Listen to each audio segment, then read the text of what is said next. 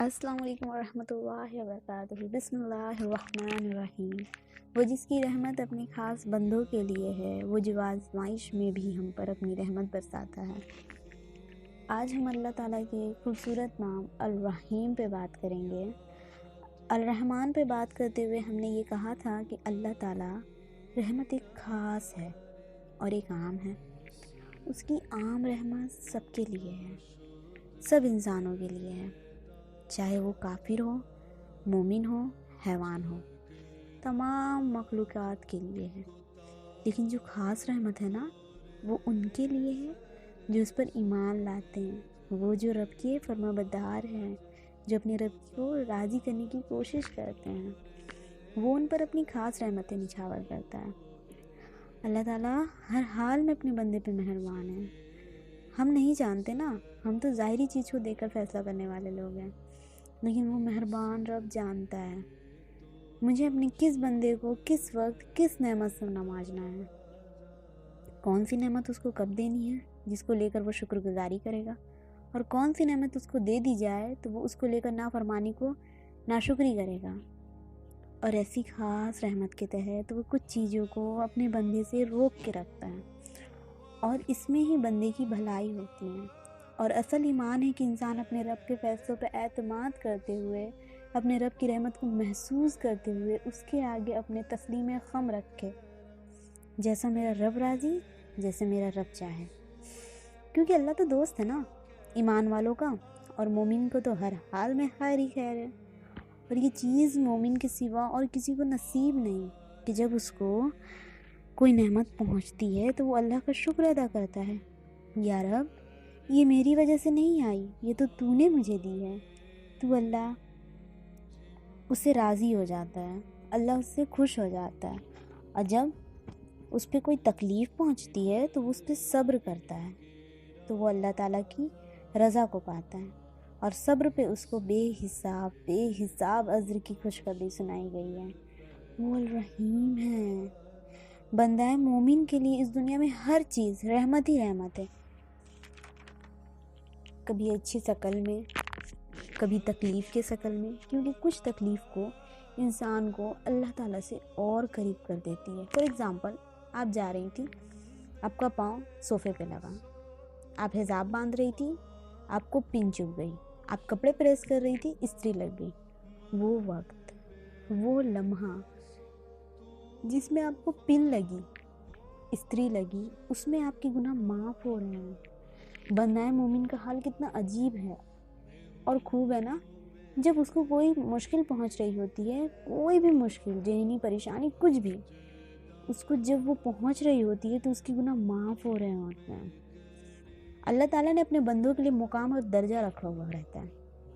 جب اللہ تعالیٰ دیکھتے ہیں نا کہ بندہ صرف اپنے عمل کی وجہ سے اس درجے پہ نہیں پہنچ پا رہا ہے، تو اس پہ کوئی امتحان بھیج دیتے ہیں، کوئی آزمائش بھیج دیتے ہیں، اور جب وہ اس پہ صبر کرتا ہے نا اور اپنے رب پہ ایمان رکھتے ہیں، اور تو اس کو بلند منزل پر بڑی تیزی سے پہنچایا جاتا ہے۔ کبھی کبھی ہم سوچتے ہیں کہ ہم تو اچھے کام کر رہے تھے، تو مجھ پہ یہ آزمائش کیوں آئی؟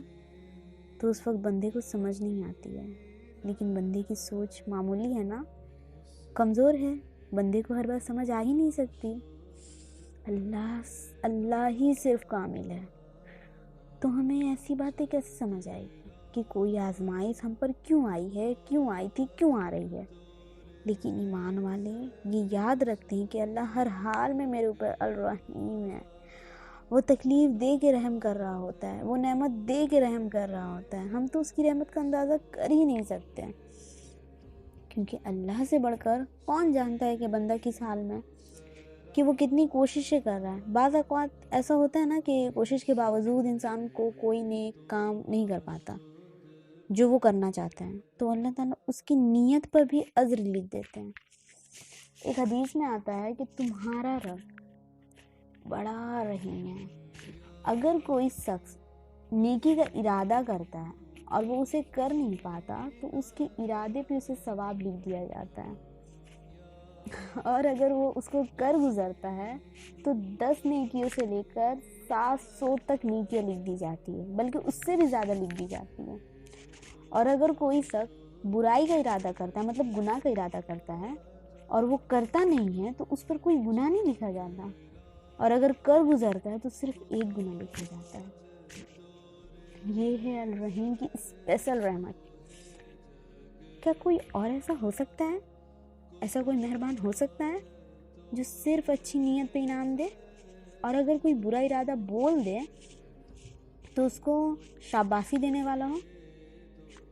اور پھر ایمان والوں پر اللہ سبحانہ وتعالیٰ نہ صرف ان کی زندگی بلکہ آخرت میں, مطلب ان کے جانے کے بعد بھی ان کے اعمال کی حفاظت کرتے ہیں. یہ اس کا رحم ہے. فار ایگزامپل, جب نبی صلی اللہ علیہ وسلم مدینہ منورہ میں تشریف لائے تھے نا, تو 16-17 مہینے بیت المقدس کی طرف منہ کر کے نماز ادا کرتے تھے. اس کے بعد خانہ کعبہ کی طرف رخ کرنے کا حکم ہوا.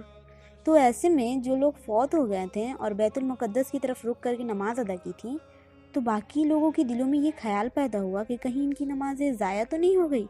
سبحان اللہ. تو اللہ پاک قرآن پاک میں ارشاد فرماتے ہیں کہ اللہ ایسا نہیں ہے کہ تمہارا ایمان ضائع کر دے. بے شک وہ مومنوں پر بے حد شفقت کرنے والا ہے اور بے حد رحیم ہے. وہ تو بندے کے اندر اس کا دل دیکھتا ہے, اس کا کیا ارادہ, اس کا کیا شوق ہے. ایک بندہ نیک کام کر رہا ہوتا ہے نا, اچھے دل کے ساتھ, اچھے نیت کے ساتھ, تو رب اس پہ بے حساب اجر دیتا ہے. اور آپ دیکھتے ہیں کہ وہ رحیم ایمان والوں کے اولادوں پر بھی بے پناہ رحیم ہے. سورہ کہف ہم نے پڑھا نا, وہ حضرت خضر علیہ السلام اور حضرت موسیٰ علیہ السلام کا واقعہ. جب حضرت خضر علیہ السلام حضرت موسیٰ علیہ السلام کو سکھانے کے لیے کشتی میں سوار ہوتے ہیں, تو اس طرح وہ ایک بستی میں جاتے ہیں جہاں سے وہ کھانا مانگتے ہیں, لیکن ان کو کھانا نہیں ملتا. راستے میں وہ دیکھتے ہیں ایک دیوار گرنے لگی ہے, تو حضرت خضر علیہ السلام اس کو تعمیر کر دیتے ہیں. تو موسیٰ علیہ السلام حیران ہوتے ہیں کہ جس بستی والے نے آپ کو کھانا نہیں دیا, آپ ان کی دیوار تعمیر کیوں کر رہے ہیں؟ تو اس کے بعد جو انہوں نے وجہ بتائی وہ کیا تھی کہ اس شہر میں 2 یتیم بچوں کی دیوار تھی جس کے نیچے ان کا خزانہ دفن تھا, جو ان کا باپ ان کے لیے چھوڑ کر گیا تھا. اور ان کا باپ نیک آدمی تھا. وہ نیک آدمی دنیا سے چلا گیا, اس کے بچے چھوٹے ہیں, کوئی نہیں ہے ان کے مال کی دیکھ بھال کرنے کے لیے. اللہ تعالیٰ خضر علیہ السلام کو بھیج کر ان کی دیوار بنوا رہے ہیں. یہ ہے ہمارے رب کی رحمت, یہ ہے میرے رب کا فضل. وہ رب رحیم ہمارے وہاں سے حفاظت کر رہا ہوتا ہے جو ہم خود ہی نہیں جانتے, ہمیں بھی پتہ نہیں ہوتا.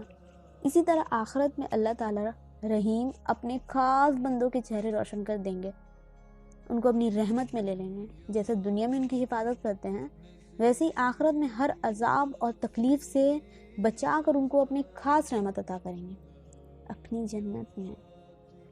اللہ تعالیٰ ان کو اپنی جنت میں لے جائیں گے, ان کے لیے انعامات ہوگی, ان کے لیے خوشیاں ہی خوشیاں ہوں گی, کوئی پریشانی نہیں ہوگی.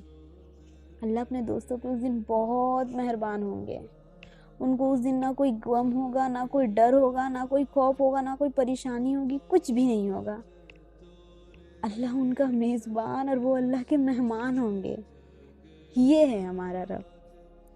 اللہ تعالیٰ نے ان یتیم بچوں کی مال کی حفاظت کی اپنی رحمت کی وجہ سے. اور جب اللہ تعالیٰ کسی پہ اپنی رحمت کرنا چاہتا ہے نا, تو کوئی اس کو روک نہیں سکتا. بندوں میں کیا ہوتا ہے, جب کوئی انسان کسی کے اوپر احسان کرنے لگتا ہے یا مدد کرنے لگتا ہے نا, تو اس کو روک دیا جاتا ہے, اس کی برائی بتا کر یا اس کی کوتاہی بتا کر.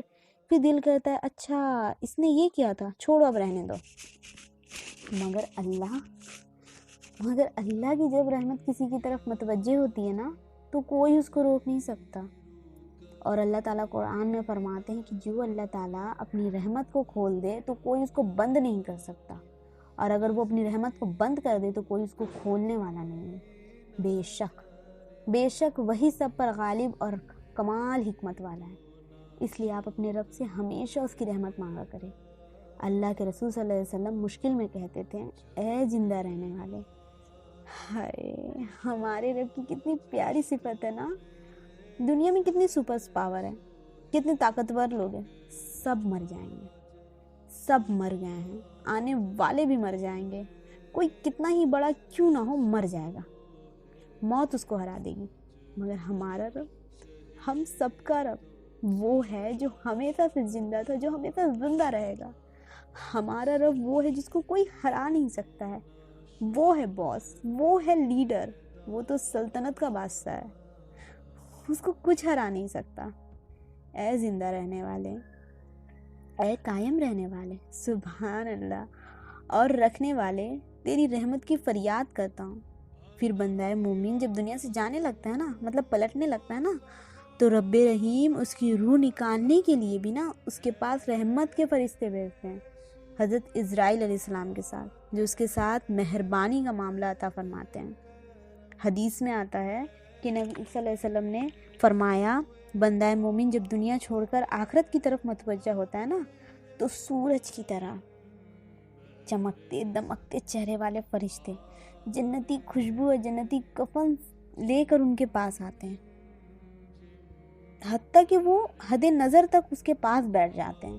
پھر ملک الموت تشریف لاتے ہیں، حتیٰ کہ وہ اس کے سرانے بیٹھ جاتے ہیں اور فرماتے ہیں، اے پاکیزہ روح، اللہ کی مغفرت اور اس کی رضامندی کی طرف چل۔ فرمایا وہ ایسے نکلتی ہے جیسے مشکیزے سے پانی کا قطرہ نکلتا ہے، اور وہ اس کو اخذ کر لیتی ہے، اور جب وہ اس کو اخذ کر لیتی ہے تو وہ فرشتے، وہ رحمت کے فرشتے، اس کی روح کو پلک جھپکتے ہی ملک الموت کے پاس چھوڑتے نہیں ہیں، حتیٰ کہ وہ اس کو جنتی کفن اور جنتی خوشبو کے ساتھ اس کو لپیٹتے ہیں، اور دنیا میں پائے جانے والے بہترین کستوری خوشبو اس سے نکلتی ہے۔ فرماتے ہیں جب یہ فرشتے اس کو لے کے بلندی کی طرف بڑھتے ہیں، اور وہ فرشتے یہ جس جماعت کے پاس سے گزرتے ہیں تو وہ پوچھتے ہیں، یہ خوشبو کیسی ہے، کہاں سے آ رہی ہے؟ تو وہ رحمت کے فرشتے اس شخص کے دنیا کے بہترین ناموں میں سے ایک نام لے کر بتاتے ہیں کہ یہ فلاں بنت فلاں کی روح ہے۔ اللہ اکبر، اللہ کتنا رحیم ہے نا اپنے بندوں پہ، اللہ اکبر۔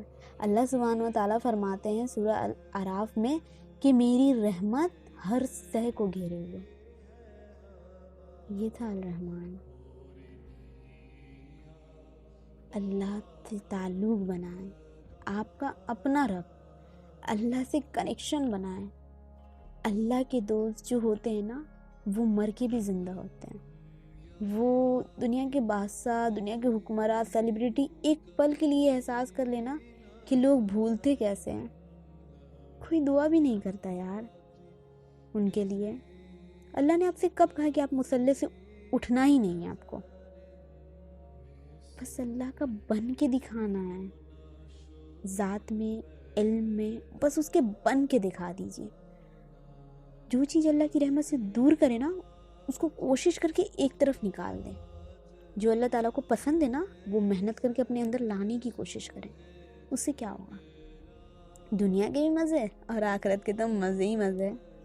اللہ سبحانہ و تعالیٰ کا قانون ہے کہ جب بندہ ایک قدم اس کی طرف چل کے آتا ہے نا، تو وہ اس کی طرف 10 قدم چل کے آتا ہے۔ وہ اپنے بندے پہ بہت مہربان ہے۔ ہم نہ اپنے رب سے ضرورت سے زیادہ دور ہو گئے ہیں، ہم نہ بھول گئے کہ وہ کتنا قدردان ہے، وہ کس قدر قدردان ہے۔ تو بس ابھی سے، آج سے، ابھی سے اپنے رب سے صلح کر لیتے ہیں۔ جو رب کے دوست ہوتے ہیں نا، جب وہ اس دنیا سے جاتے ہیں نا، تو رب میزبان ہوتا ہے اور بندہ مہمان ہوتا ہے۔ اب سے تمہارے مزے شروع، انلیمیٹڈ ٹائم کے لیے مزے ہیں تمہارے لیے۔ رہو جنت میں، کھاؤ پیو عیش کرو، whatever you want to do. دنیا میں تم نے اللہ کو یاد رکھا، دنیا میں اللہ کو دوست رکھا۔ اب سے تم عیش میں رہو گے، اب تم کبھی بوڑھے نہیں ہوگے، اب تمہیں کوئی پریشانی نہیں آئے گی۔ اب جو تمہارا دل کرے کھاؤ، جہاں جانا چاہتے ہو جاؤ، جو کرنا ہے کرو۔ اب تم اللہ کے مہمان ہو۔ اللہ کو تم نے دنیا میں راضی کیا تھا نا، آج اللہ تمہیں راضی کر رہا ہے۔ یہ تھا الرحیم، یہ تھا ہمارا آج کا لیکچر۔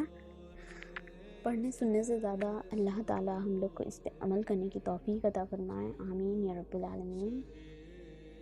تیری آزمائشوں سے ہوں بے خبر، یہ میری نظر کا قصور ہے۔ تیری راہ ہمیں قدم قدم، کہیں عرش ہے کہیں طور ہے۔ یہ بجا ہے مالک دو جہاں، میری بندگی میں فطور ہے۔ یہ خطا ہے میری خطا مگر تیرا نام بھی تو غفور ہے۔